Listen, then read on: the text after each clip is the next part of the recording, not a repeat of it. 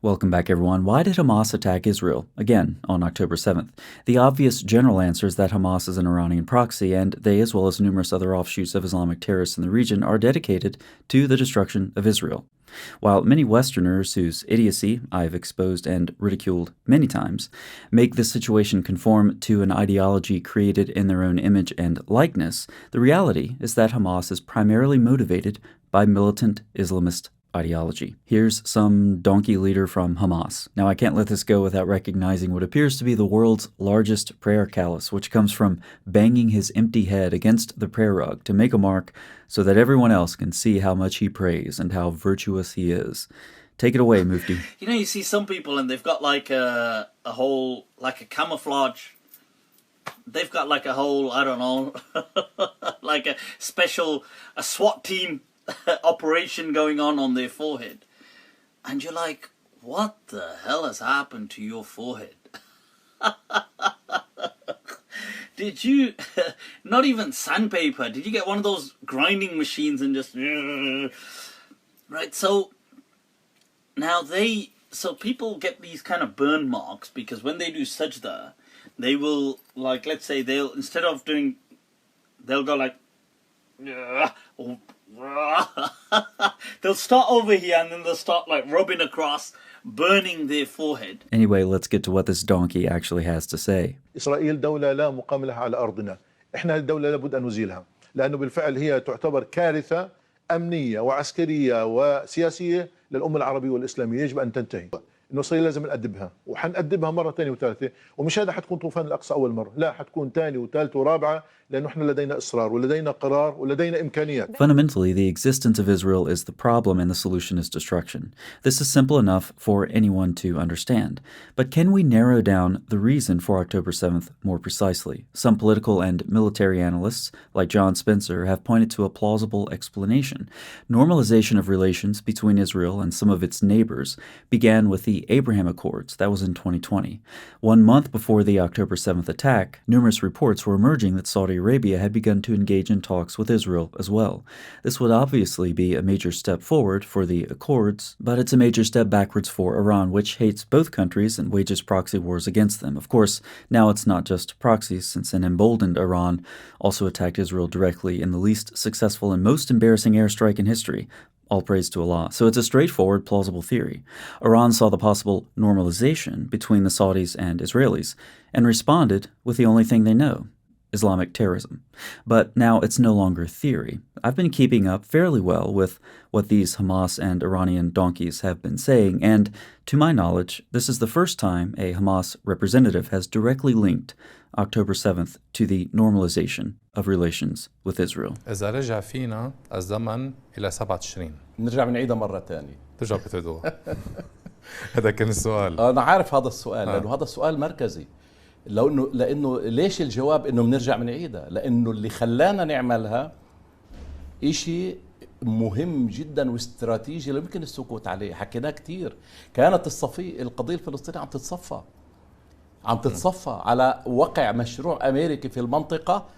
الاحتلال في له دمج بالمحيط في ظل تطبيع على حساب الحق الفلسطيني. So the occupation was being assimilated into the region by means of normalization of relations at the expense of Palestinian rights, he says. Now, regarding Palestinian rights, we've seen from how Hamas has run the place that the flourishing of Palestinians is their top concern.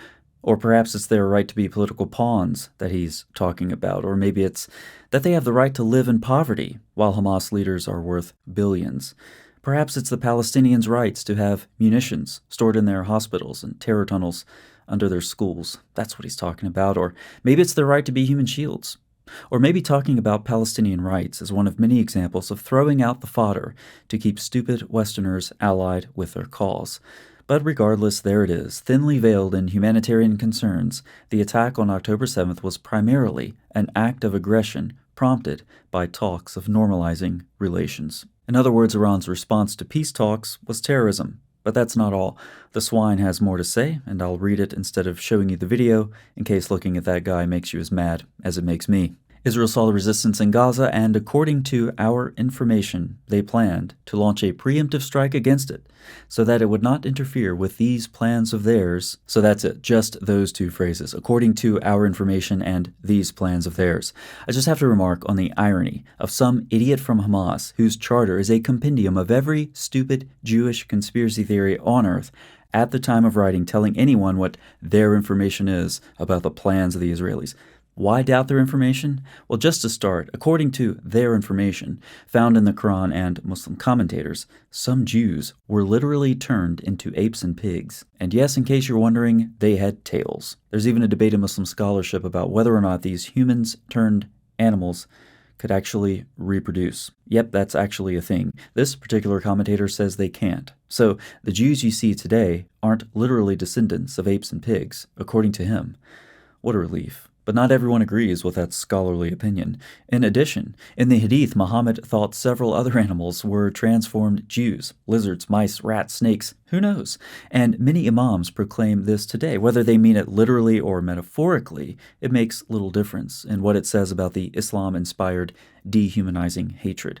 So whether it's the Islamic sources themselves, where it all starts, the steady stream of lies from Hamas, their stupid conspiracy theories enshrined in their charter, or any host of a number of other reasons, skepticism is warranted when they say, according to our information. So Hamas would do October 7th again and again. They're dedicated to the destruction of an entire country, and October 7th was the right time in light of what was happening with the Abraham Accords. The fact that it was a Jewish holiday, well, that's an added bonus. But many of you might have noticed something else about this interview.